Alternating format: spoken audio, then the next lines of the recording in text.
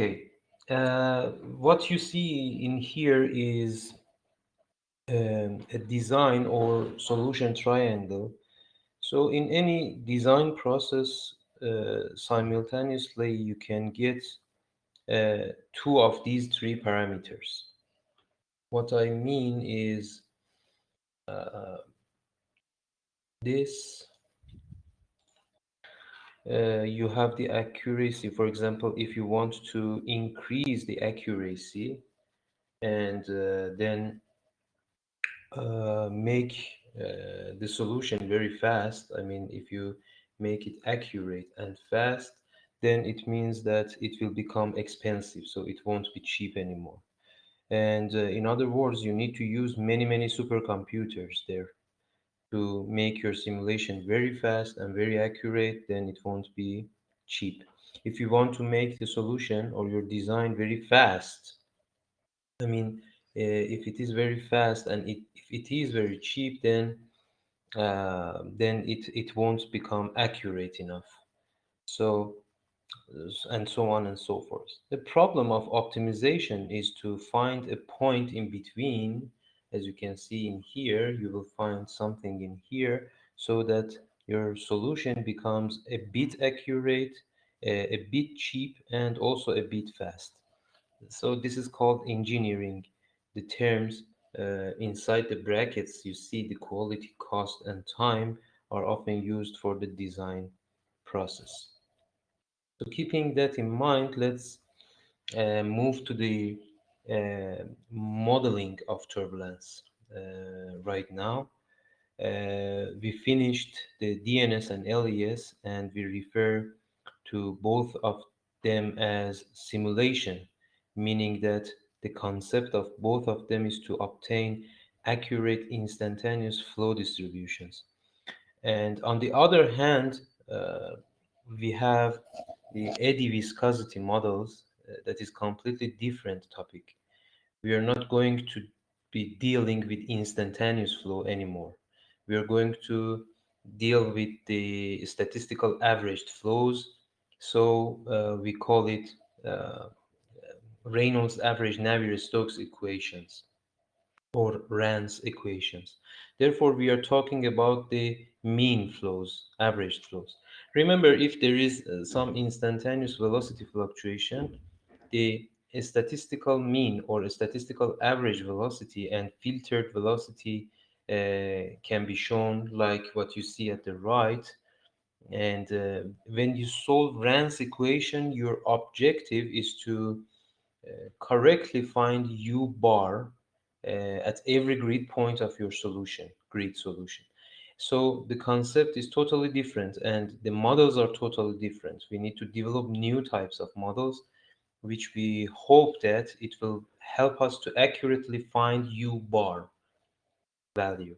So the relevant equation set is called, as we said, RANS equation, which I have written it in here, and you have seen it before.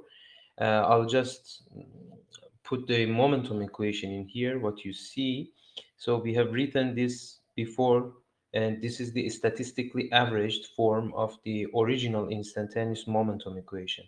By the way, just to make sure that you understand what we are talking about here, let's say you did LES and for a certain duration of time, since LES also gives you instantaneous distributions, so if you statistically average the results of LES, you're expected to obtain the mean value U bar in here, this value U bar. It's applicable to DNS data as well. You're also expected to uh, get the same mean value from DNS data. So what I just described is the relation between LES, DNS, and RANS. Of course, in the statistical average equation, in this equation that you see in here, which is written for the average values, after the decomposition of instantaneous into mean and fluctuating components, and then after averaging that, we used the mathematical properties of the averaging process, and we ended up with this equation that you see in here. which shows you the gradient ddxj. This is the gradient of some extra term that is called the Reynolds stress. Now, the question is to find the appropriate model for this unknown Reynolds stress. How do we actually model it?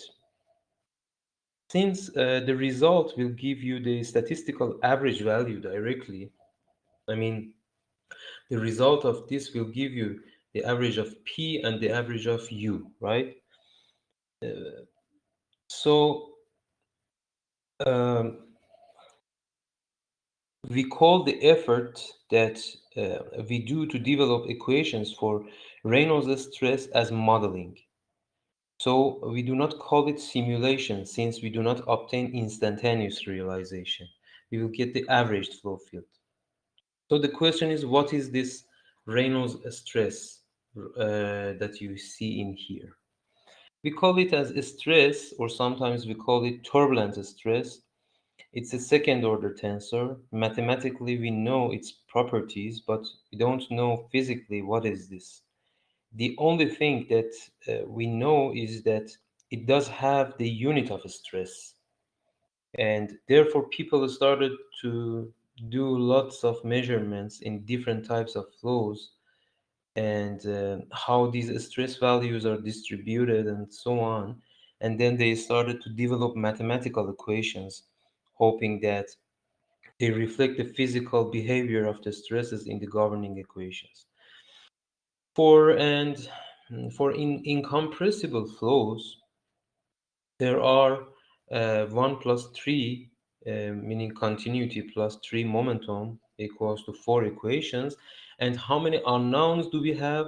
We have 3 velocity components in here. We have 1 pressure, and also you have components of the Reynolds stress tensor. So I wrote 6. It's a second order tensor.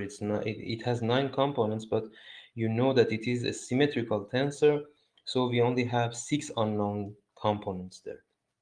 So 3 plus 1 plus 6 equals to 10 unknowns. So you have 4 equations, but 10 unknowns. So the number of equations are smaller than the number of unknowns, and this is called the famous closure problem. So the closure problem is this thing. And closing the set of equations means that you need to introduce more equations, which will help you to calculate Reynolds stress components.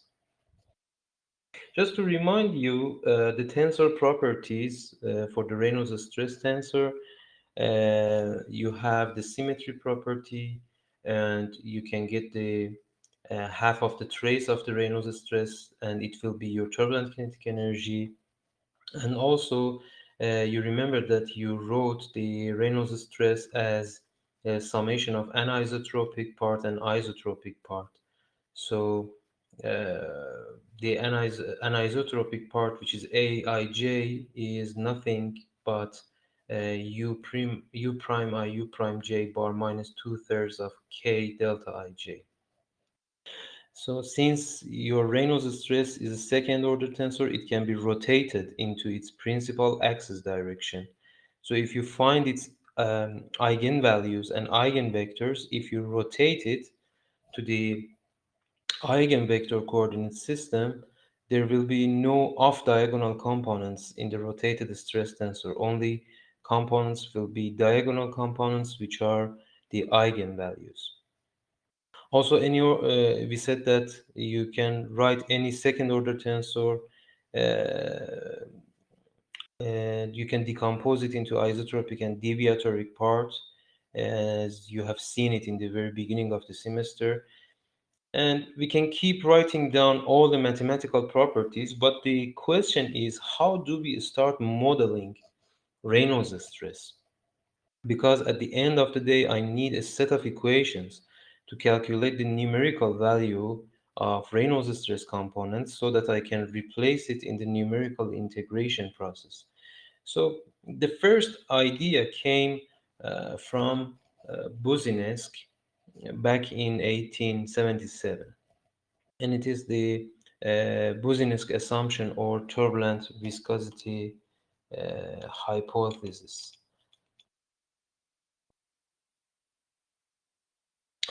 Knowing that in solids, there, the stress can be calculated from a strain, and as you see it in this equation, the first equation, you see it for solids, and also in fluids, it can also be calculated using a strain. Buzinesk proposed that if the Reynolds stress uh, does have the unit of stress, if you have something that has a unit of stress, so maybe we can calculate it also using available mean strain. Mean strain means this thing, Sij bar. So Buzinesk actually proposed that you can write Aij equal to rho times nu t, and this nu t is nothing but your turbulent viscosity or eddy viscosity, which is in a scalar, times dui bar dxj plus duj bar dxi, which is nothing but twice of the mean strain, which is a known thing. Remembering that in solid mechanics, we relate a stress to a strain by a set of constants, and there you remember that you called it a Young modulus E in solid mechanics. So the question is why we didn't apply it to the isotropic part. You see, this is an isotropic part only. So you can't actually apply it to the isotropic part, and I will show you in a second. I just applied this to the anisotropic part. So as I said, nu t is the turbulent viscosity or eddy viscosity, which is a scalar, and its units is meters square per second. That is why we call it eddy viscosity. But we don't know what this is. The mean strain field, this Sij bar, is known to you at a solution time step. Since you know the velocities, so the mean strain field is known because all the velocities are known. The question is, how do we calculate this nu t right now? So I just wrote part of the Reynolds stress as this thing, but there is another question. What is nu t there? So the entire turbulence modeling procedure for the past maybe 120 years focuses on to calculate this nu t, which we eventually use it to relate the Reynolds stress to the mean strain rate, and then put Reynolds stress in the Rand's equation, and then the number of equations will be equal to the number of unknowns in our numerical method. We now talk about some of the problems that are associated with this hypothesis, meaning that the Buzinesk assumption, which is this, you see it in here, it has some problems. The first, uh, actually, there are two big assumptions in this. The first one is the intrinsic assumption, which says that Aij can be determined by the mean velocity gradient at each spatial location and each time. This is not actually obvious. We just assumed it that is holding. This is based on the fact that solid people used to do it, as well as viscous stresses are calculated. You saw it in here. This is for the solid, and you see that until some point, which the slope is constant, you can relate a stress to a strain in solids. And also you know that you have this stress and strain related in viscous or for Newtonian fluids through this viscosity. These two hold, but in this assumption, we just assume that it holds. We just extend that assumption one further step and say, okay, let's use it also for the turbulent stress. We will see the problems of this hypothesis later. And the second assumption is the specific assumption. This is this is the fact that nu t, which is one specific constant, is used for relating aij to sij bar. It's not very obvious, since aij and sij bar, both of them are second order tensors. So why nu t in here could be a tensor itself, or even it could be a function rather than a single constant. So this is analogous to the relation for the viscous stress tensor. You see, um, viscous stress tau ij for a Newtonian fluid, it is equal to minus p over rho delta ij plus 2 times nu sij. Okay, when I say viscous stress, you understand that it is nothing, it has nothing to do with the turbulent stress. This is viscous, it's physical kinematic viscosity of the fluid. You can have a complete laminar flow, but you still have viscous stress. Viscosity is friction. Because of the friction, you end up with the stresses in the flow, whether it is laminar or turbulent. But if you have a turbulent flow, in addition to viscous stress, in addition to this nu or the frictional effect, you end up with additional stress due to turbulence. So we define nu t that you see in here with the same units as nu, but we don't know its physics. We don't know how it is distributed. We don't know how it changes in time and space. We don't know if it changes from one flow to another flow. This is the specific assumption regarding the Boussinesq hypothesis. When you cornstarch in water, weird things happen. Swish it gently in a bowl, and the mixture moves like a liquid. Squeeze it, and it starts to feel like paste. Roll it between your hands.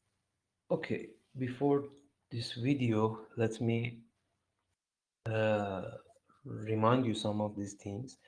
Uh, you probably know what is a Newtonian fluid. A Newtonian fluid is a fluid in which the viscous stress arises from its flow um, at every point.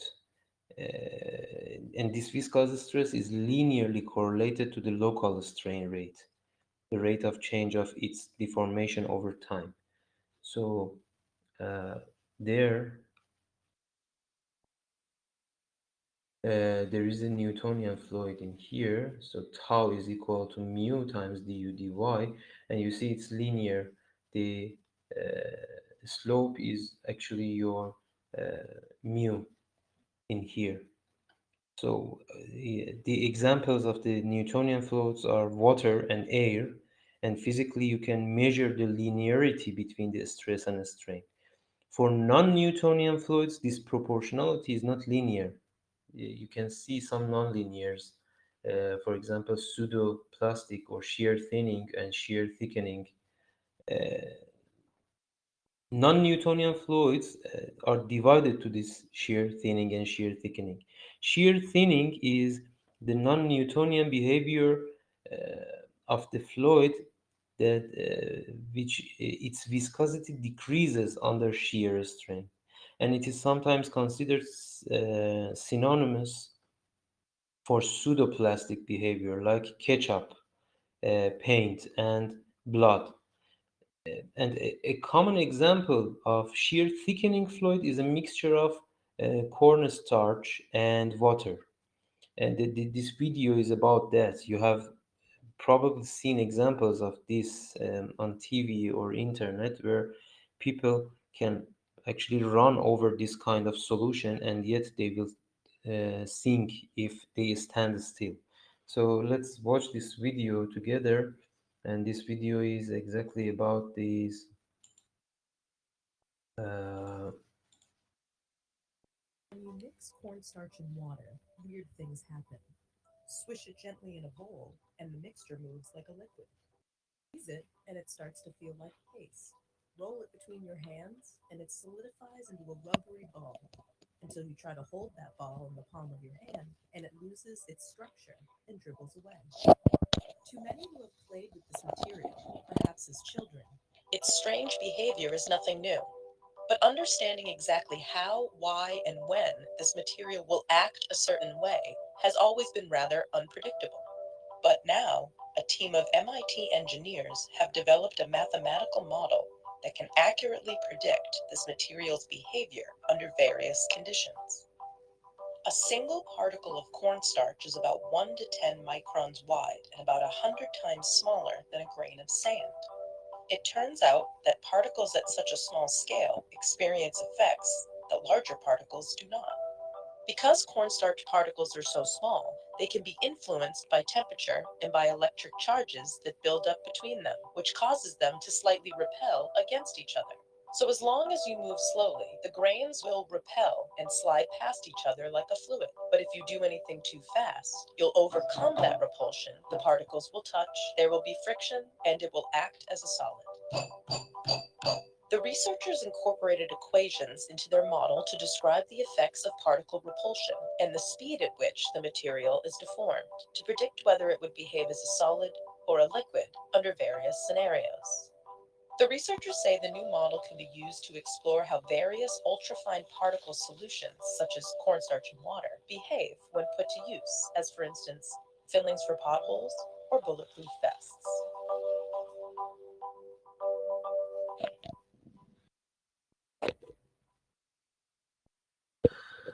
yes.